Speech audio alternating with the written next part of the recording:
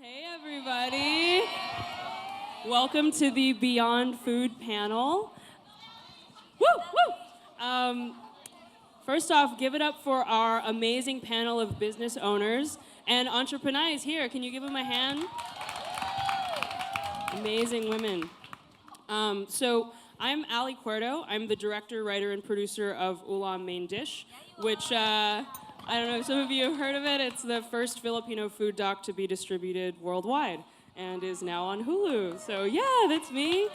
And I would love to introduce our panelists. So first off, we have an amazing lady named Chel. She is the founder, you heard from her this morning. She's the founder and CEO of the award-winning Filipino restaurant Chelog's, and is the business advisory chair for the City College of San Francisco, as well as the recipient of Leadership for Sustainability and State Assembly Business of the Year for San Mateo County. It's your first panelist. Incredible. Second panelist, she's like Madonna. Her name is just Ate Tess. She's just an icon, a legend. She's the founder of JT Restaurant, and the entrepreneur behind one of the oldest Filipino businesses in Soma, found in the historic Mint Mall. So give it up for Ate Tess. And then we have the amazing Vanessa, the CEO and owner of 7 Mile House. You know it. Historic award-winning restaurant, sports bar, and live music venue, as well as author of the book See You at the 7, Stories from the Bay Area's Last Original Mile House. Incredible. And last but not least, we have Jolene, the founder of Jolene's Bar and Restaurant, a safe space for all queers and friends located in the Mission District. So thank you all for joining us today. So the panel today mainly is going to focus on how do we basically uplift the community through the restaurant industry. How does food serve as a tool for social and economic justice? And that's basically our topic for today. So that's my opening question for all of you. How do each of your businesses help uplift the community? How can you use food to do something more than just feed people? We help people sober up. Yeah. That's real. That's a true answer too. Well, I think being in the food industry, it's very visible. It's a business in where people really go to. It may not be on a daily basis, but people are most familiar with because they see you. And at the same time, it is a platform for, of course, community. It's pretty automatic because you bring people together with food. But at the same time, it's more than that. I'll be specific with Chelog's. She mentioned that we are partners with City College of San Francisco. I came up with a material. It's leadership and entrepreneurship. And so we teach our employees not just leadership, but entrepreneurship if they need it. So we've had employees already open their own businesses, and we are supporting them in that. So I think that's one thing in terms of our involvement in terms of building community and providing that. Ate? Food always unites people. Best way to the heart of menu through his stomach. Filipino food brings a Filipino together, and communities concerned like justice, social needs, and events make us easier to happen through the restaurant venue. Awesome. Yes, yes.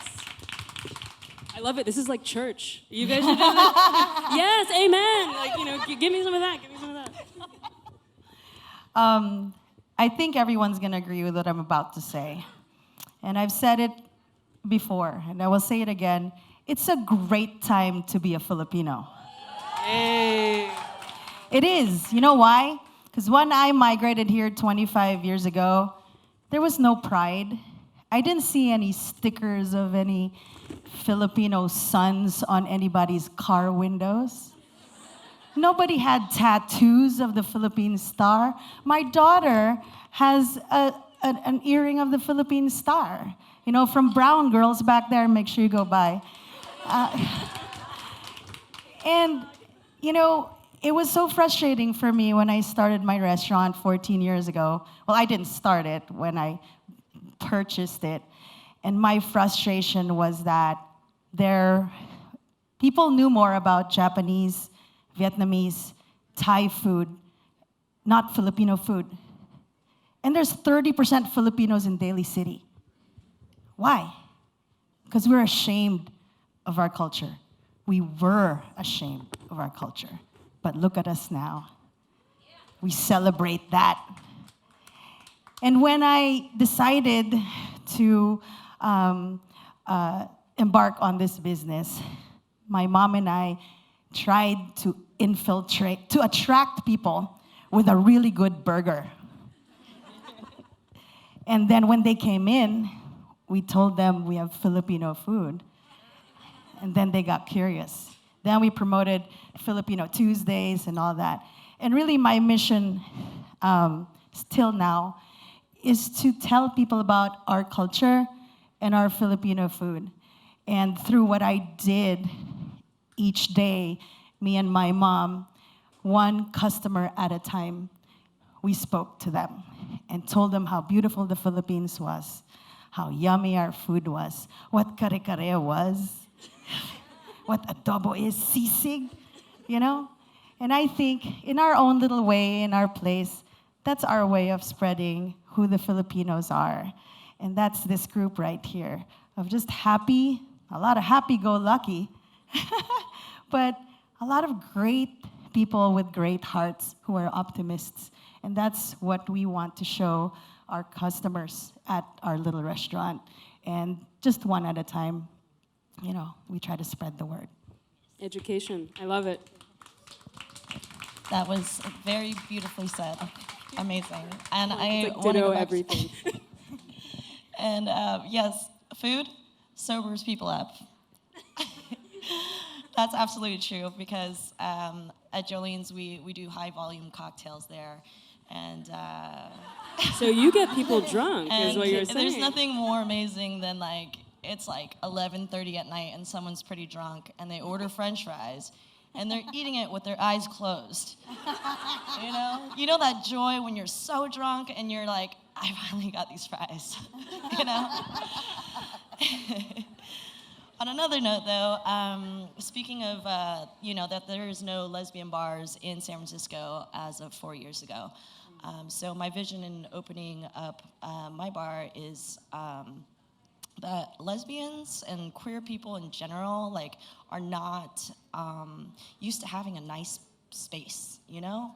We're always like, okay, we get that dive bar, okay, there's like $2 PBRs there and a shitty jukebox or something like that, you know? But like, we live in the city, and I myself like nice things, and I know there's other people out there too, right? So I think that we deserve that.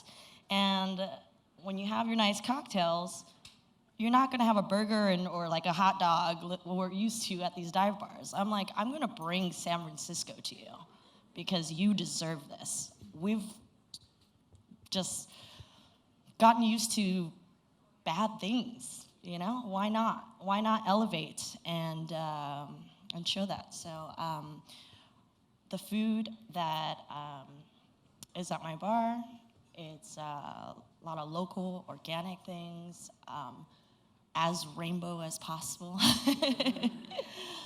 But yeah, it brings people together. You know, you eat with people you love, and you share a table with people that you love. You know, and that's what it's about. I have no words. Yes. And actually, that's a great. It kind of leads into the next question I have for you, Jolene, because you are, I think, right, the only queer bar right now in San Francisco. So that's a big responsibility, and also, like, how do you envision that as a safe space, right? Because something that, I've realized over time is that restaurants and bars are so much more than just getting a meal or getting a drink. It's a place where you can gather. It's a place where you can be with people like you. It's a place where you can feel at home, right? It's a home away from home. So how do each of you create that home away from home? And how do you connect that with your Filipino community?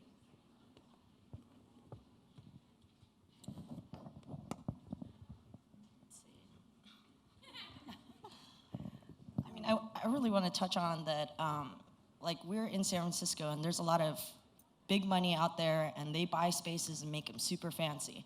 They can have millions of dollars and make the most beautiful bar in San Francisco, but if there's no heart or no story to it, it will absolutely not succeed. I totally agree. And if anybody's been to 7 Mile House, you'll see it's as imperfect as it can be in its own perfection. I don't care if there's scratches on the wall, the paint's not painted. It's part of that history, and I don't want to change a thing unless I really have to. But that's part of the character that Jolene's talking about too, being at 7 Mile House, it's a whole experience. People have asked me to do some pop-ups. It didn't work. My food tasted different.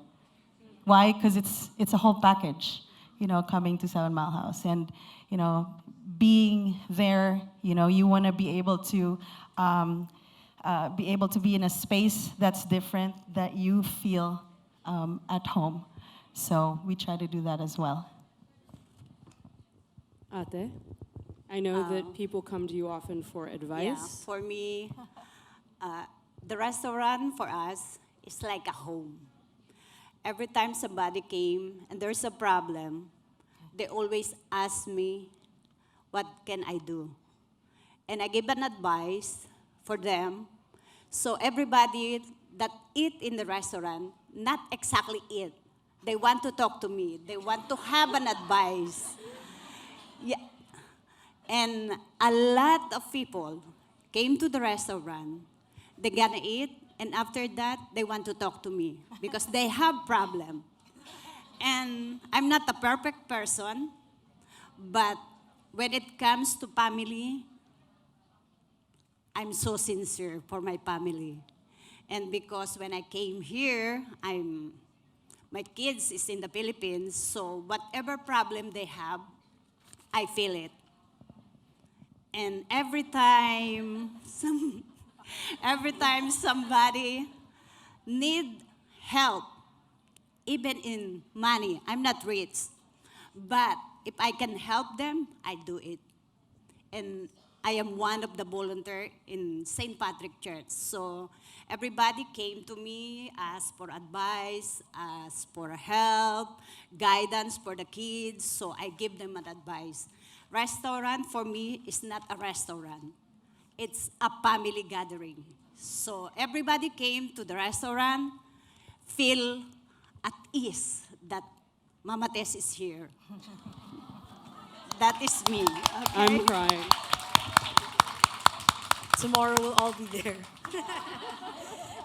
I think. Thank you. I remember Dr. Don Mabalan. There was a conference, I think last year, April, Asian American conference. And my intro was, we're serving authentic Filipino food. And she's like, authentic, huh? That's very controversial. And I know that full well. And I told her that I'm not talking about the food. I am talking about how we serve our food. And yes, it's a home. We practically spend more time at a restaurant than our own homes. And so I think very important is your authenticity. And if you don't share something that is real, people will sense that. Yeah. So yeah, I definitely agree with all of everything. Now, I know authenticity has been a really, like you said, hot button word in our community, especially for, I would say, second gen, third gen. Is there, we're going a little bit off script here. I sent them questions, now we're just doing something else.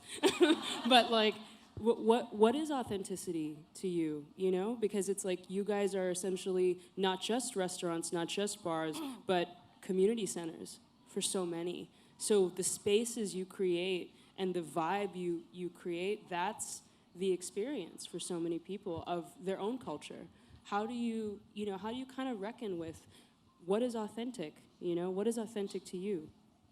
I'll answer that. Not just authenticity. For some people that attended Fly Pinay, I'll make sure I finish this in 1 minute. So one is authenticity. You could be authentic right now, but not consistent. So authenticity, consistency, and excellence is needed. And the 4 things that you must do in order to progress and always improve that would be focus, be present. You won't be authentic if you're not here. If 50% of what you're thinking is somewhere else, your problems, home, last week's problem. Second is experience. You won't expect someone to do a great job in surgery if that's their first time. Third is creativity. You have to create your own, thing. Don't base it on someone else. You're you, be you. It's so difficult to be someone else. It's heavy of a burden. Last but not the least, knowledge. Always increase your knowledge. You are all here to learn something, and that will add to the value of your knowledge. So being authentic should be always focused, gain experience all the time, be creative, and always knowledgeable. There's no graduating and learning. Word. For me, authentic is the taste that you eat.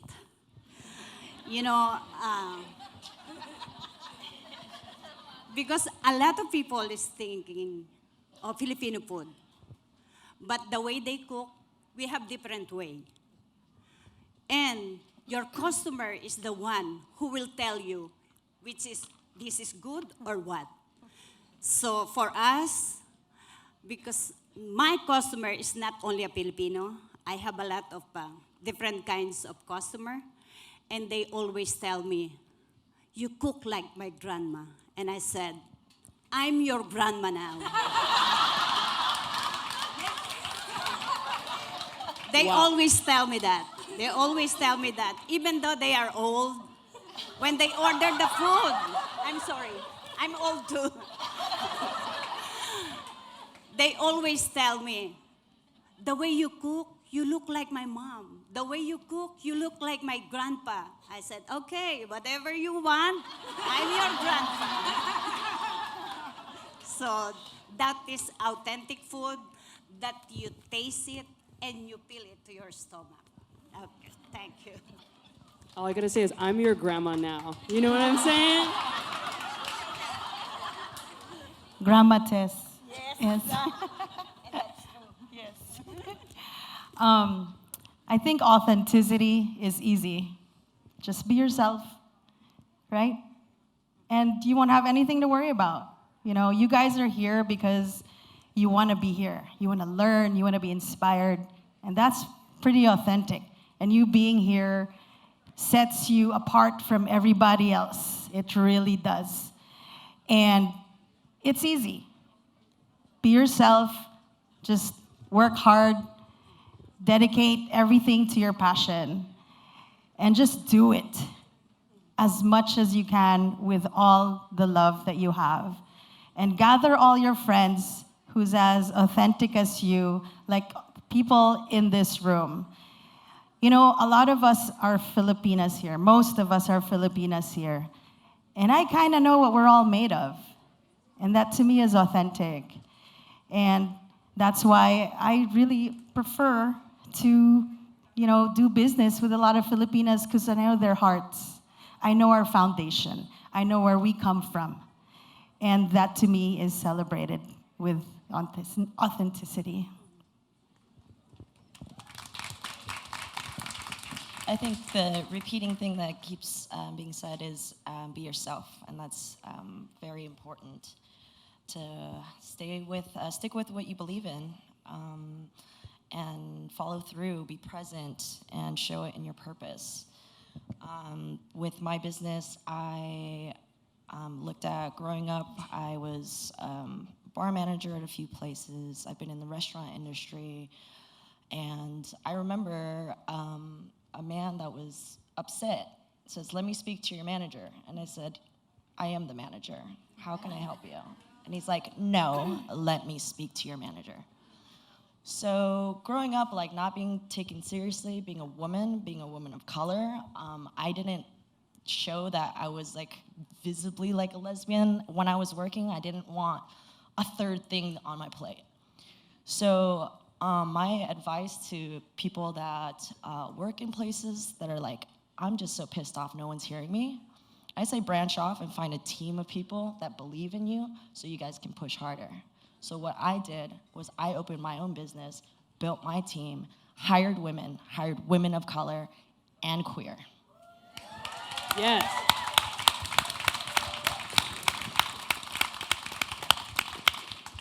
So now we're back at community, right? How now all of you successful business owners, how do you give back to the community? Through food, through leadership? I know some of you have leadership programs. Can you talk a little bit about that? So we were visited by the Department of Labor and Industry back 3 years ago. And at one point, we were able to open 3 restaurants within a year. And they asked us how we're able to do it. We don't have investors. I don't have a marketing team. And I'm away from the country 6 months in a year. I'm like, how did you do it? I And want to they hear said- this. And I was not aware, like, oh yeah, how? No, God is good. But I created a manual that we teach our employees. And so a lot of people, when they go to Chelog's, they sometimes don't know who the owner is because everyone acts, practically their values are the same. So we want to make sure that, not necessarily uniform, but the values that we hold is based on that. So Chelog's, as an acronym, is to show excellence, love, outstanding gratitude. Did I spell my store right? To show excellence, love, outstanding gratitude, and self-worth. There you go. So, in order for them to, when they resolve problems, they must base and align the decisions and the solutions based on the culture that we have. And we don't fire people, they fire themselves based on the culture. And so whenever I would leave, I would just tell my employees, our workers, that unless the store is on fire, don't call me. I could last for a month without a phone. And that is also give them a space to be creative on their own and trusting them fully. Allowing them to fail and not focus really on budget so much, but the morale of the company. I think that way we were able to make the restaurant sustainable. And we're hoping that even in this environment, which I want to kind of like talk about, San Francisco is one of the toughest city to open a restaurant. Yeah. So that should be, we have to start talking about that. I would want to, maybe, chit-chat later on. But if you want to start something in the food industry, we're still learning. I'm still learning. Yeah. It's a great question. Words of advice for young entrepreneurs, entrepinays that may want to start in the food industry. Do you have any words of wisdom, especially you out there? You've seen the city change around you. How long have you been at JT Restaurant? 20 years. Yeah. Thank you. It's not easy to run a restaurant because if you are ready to put a restaurant 24/7, you need to be there. A lot of my customers is telling me that why don't you put another restaurant in San Pablo and everything? And I said, it's easy to say that, but to do it, it's hard. You don't know what we suffer. Sometimes I don't sleep, especially I'm alone to work. Would you believe? For 20 years, I'm alone to work in the restaurant. I am the cook, the waitress, the janitorial, and the entertainer for everything. Yeah. Psychotherapist. For me, restaurant, if you want to put a restaurant, make sure that you can do it by yourself. Because if you pay another cook, waitress, everything, even though you have money, later on, your money will get lost. It's not easy to run a restaurant. I do it by myself. That's why I know how to control everything. If I'm so tired, I just tell to my customer, I'm gonna be closed. I will take a rest. Just take a rest for, let's say, 1 day. But everybody call me, when you gonna open? Tomorrow.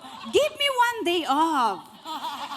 And then when I go to the Philippines to visit my mom, because my mom is 96, so I try to go home every year.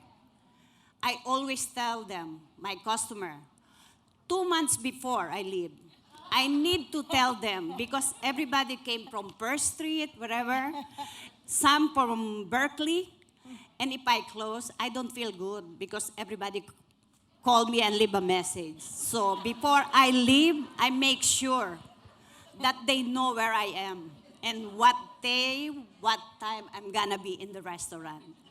So if you want to build a restaurant, think of it, not 1 time, 10 times. If you are ready to merit that position. Because it's not easy, I'll tell you. Even though you have money, you cannot build a restaurant if you cannot handle it. Even though you have partner, still, you are the one who will make a decision for everything. And that's it. Thank you. So, Ate Tess, are you closed today? Yes. Because of this event. Oh, okay. But It's your fault, guys. you know, I still have catering this morning before I left because one of the candidates has an order food because they do campaign in the front of the restaurant. So I cook first the food before I left. But I text them, I'm gonna be in Entrepinays. This is my first time, so I'm so excited.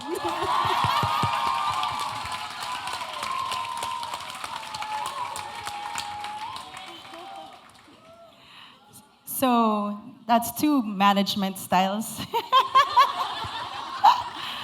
But both are correct. It just really depends on how you want to manage it. Like if you want to manage, multiple places, you have to have a handbook.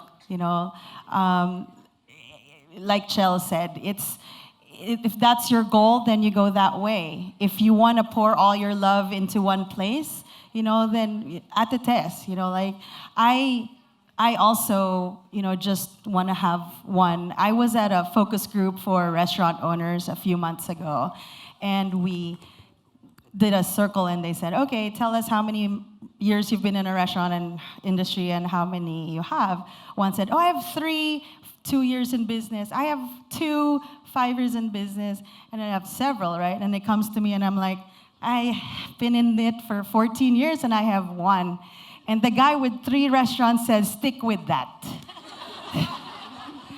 So, but I want to learn more about what Chel said.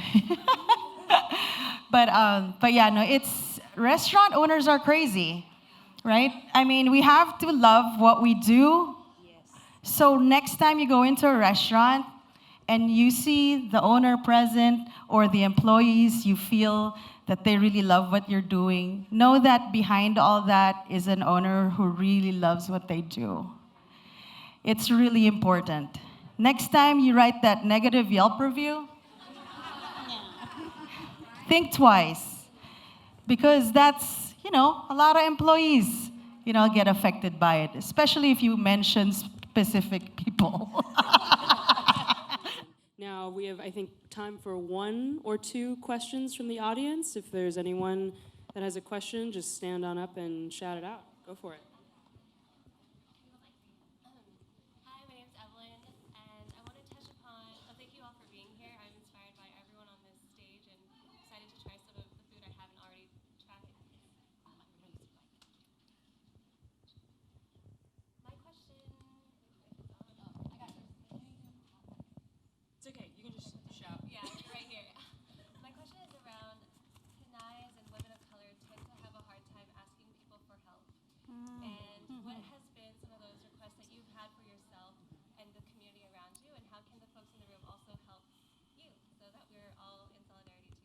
So to repeat the question, it's sometimes Pinays in the community have a hard time asking for help.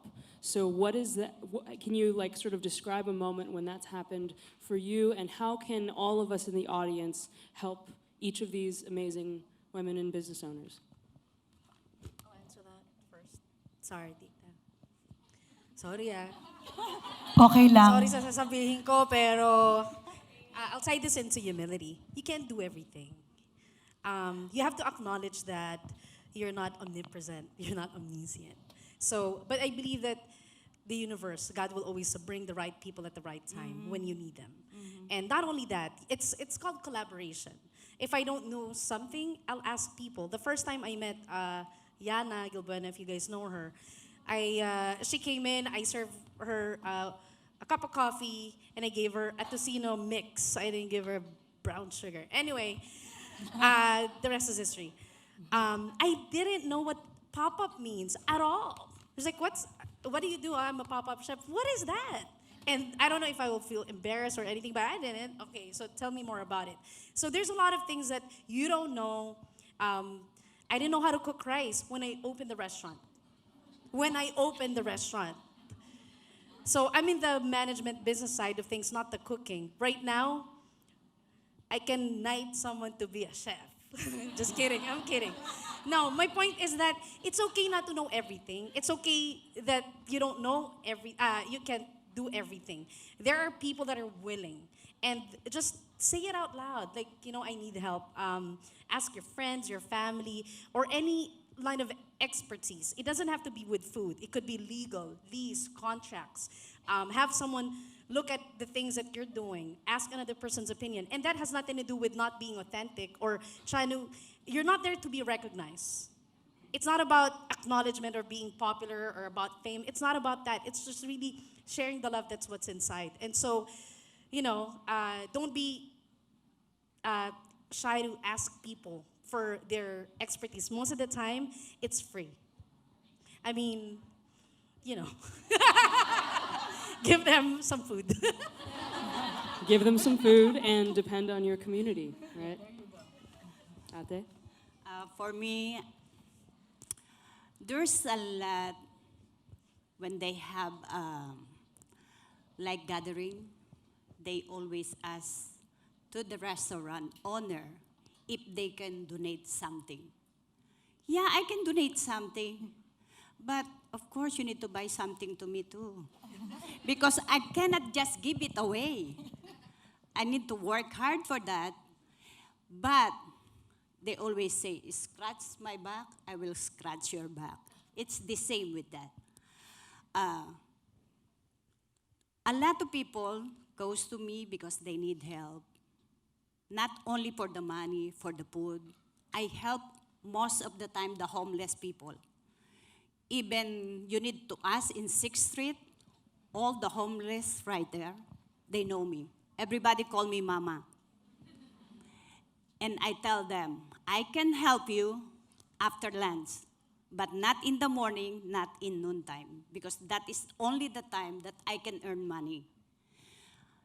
Go to me afternoon, I will give you. But make sure you're clean.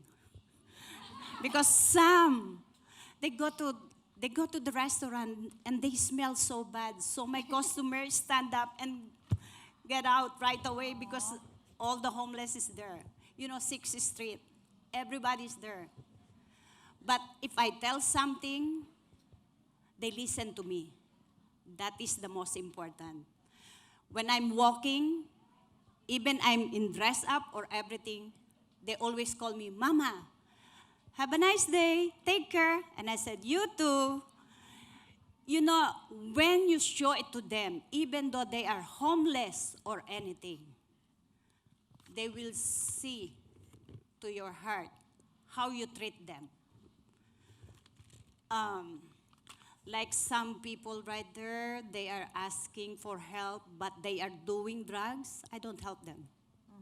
I always tell them, did you see me? I work nighttime, early morning. I need to wake up to buy my stuff. I close late, and then you're just doing drugs and everything. I will not give you anything. You need to learn how to work. You know, it's not easy the way I have the place right there for 20 years, but everybody respect me right there. Everybody tell me, that is Mama. So, thank God when they say, that is Tita Tess, and everybody is doing like, hi, Tita. And, you know, I feel so good when I saw the homeless like that, treat me so nice and respect me. Not because I have money or anything. I don't have money. But the way I treat them, they return it to me. That is the most important. And besides, if they have money, they pay for the food. Yeah. When they get their paycheck or whatever, they pay me. Even they give me a tip. Yeah. And I said, okay, next time when you don't have money, you can get food free from me. That's the way it is. Amazing. Golden rule, guys. Treat others as you'd like to be treated. So, how do you get help?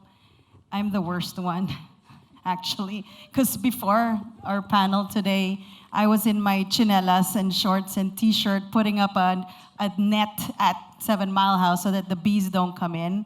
And I was pushing my adobo up the ramp here in my chinelas.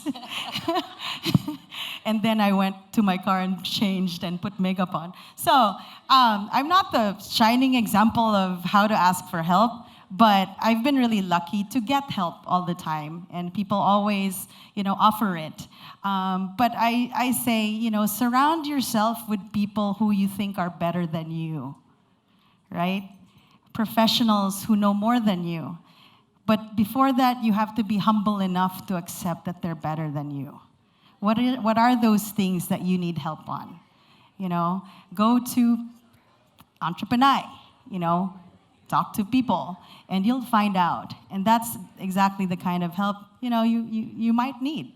But surround yourself with good people, kind-hearted people. Because a lot of people like Tess will do it for free. Well, her advice is free. So, do learn to ask for help. But at the same time, if you're a good person, help actually comes naturally to you.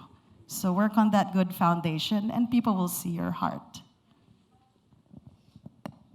I think I'm going to kind of flip it a different way, where what I do in my work is that I know it's hard for people to ask for help. It's easier to say, like, yeah, just ask for help, ask for help. Instead, flipping it in the other way and you being the attentive person and seeing your coworker or friend or loved one that they're doing something and say, hey, can I help you with that? They're like, even if they say, no, I've got this, say, well, it'd be faster if we do it together.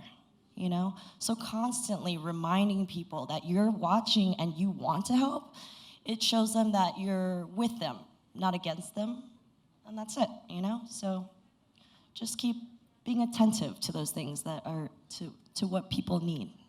Let people know that it's okay to ask, and it's okay to need that and to depend on your community, right? And a lot of things in our Filipino culture, we are so just, we're afraid to ask for help. So it's really important that we learn that. Well, and here we have a whole room of people willing to give each other help. So thank you guys for coming, and give it up for your amazing panelists. Beyond Food. Thank you all so much.